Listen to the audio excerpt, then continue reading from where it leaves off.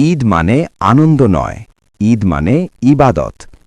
প্রিয় ভাই ও বোনেরা, ঈদ এই শব্দটি শুনলেই আমাদের হৃদয়ে এক ধরনের আনন্দের অনুভূতি জেগে ওঠে। শিশুরা খুশিতে লাফিয়ে ওঠে, বড়রা নতুন কাপড় কেনার কথা ভাবে, ঘরে ঘরে রান্নার সুবাস ছড়িয়ে পড়ে।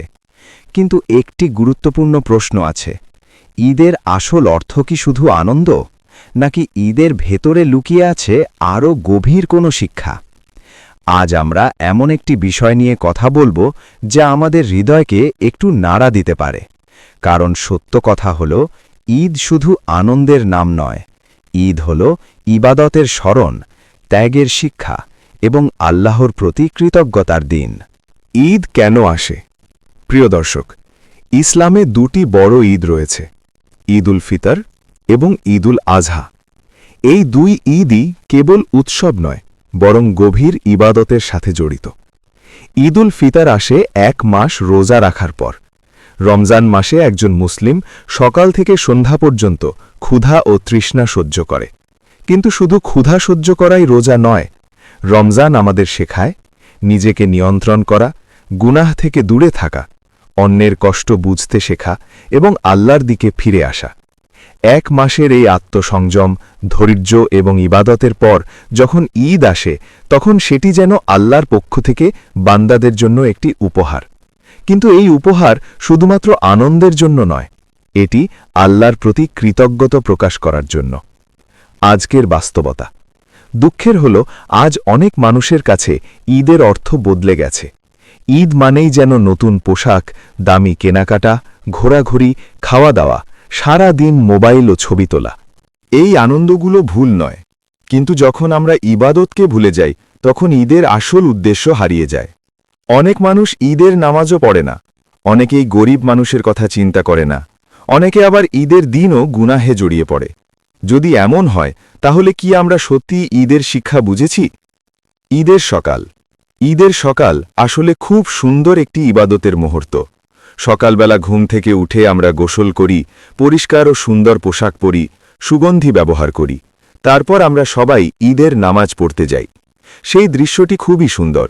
মাঠ বা মসজিদে হাজার হাজার মুসলিম একসাথে দাঁড়ায়, কেউ ধনী, কেউ গরিব, কেউ বড়, কেউ ছোট, কিন্তু সেদিন সবাই এক কাতারে দাঁড়ায়।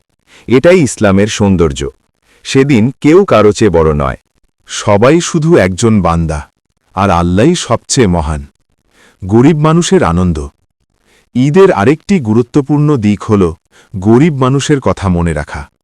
ঈদের আগে সাদাকাতুল ফিতর দেওয়ার শিক্ষা আমাদেরকে এজন্যই দেওয়া হয়েছে, যাতে করে গরিব মানুষও ঈদের আনন্দে অংশ নিতে পারে। ভাবুন তো, যদি একজন গরিব মানুষ ঈদের দিন খাবার না পায়, নতুন কাপড় না পায়, তাহলে তার কাছে ঈদের আনন্দ কেমন হবে? ইসলাম চায় ঈদের দিন কেউ যেন কষ্টে না থাকে। এই কারণেই ঈদ আমাদেরকে শেখায় অন্যের সুখের কথা ভাবতে। ঈদ উল আজহার শিক্ষা। ঈদ উল আজহার দিকে তাকালে আমরা ত্যাগের একটি বিশাল শিক্ষা পাই। একজন মহান পিতা আল্লাহর আদেশে নিজের সবচেয়ে প্রিয় জিনিসটিও কুরবানি করতে প্রস্তুত হয়েছিলেন।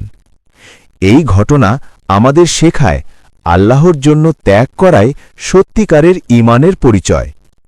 আজ আমরা পশু কুরবানি করি, কিন্তু আমাদের কি শুধু পশু কুরবানি করলেই হবে?